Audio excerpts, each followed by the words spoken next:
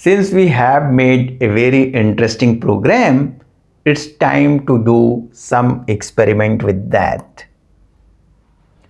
Before moving ahead, try changing the question in your code. For example, explain Python to a 12-year-old, or write a poem about rain, or give me 5 business ideas using AI.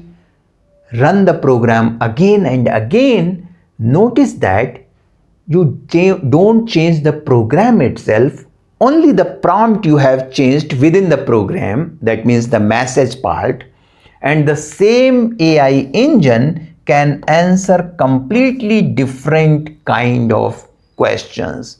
So it is so powerful. So what we have learned? We have learned something very fundamental. An AI application does not contain all the answers. Instead, it acts as a bridge between the user and AI model. So your application, that means your Python program, does not know any answer at all. It connects to the AI model, gets the answer and displays it to you.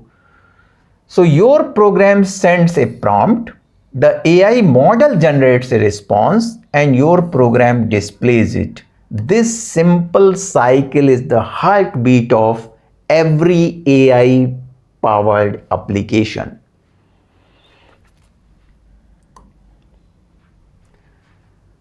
Now the limitation. Until now, your program could answer only one predefined question.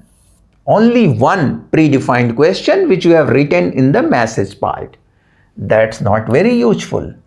Now we will make it interactive so that you decide what to ask, like ChatGPT.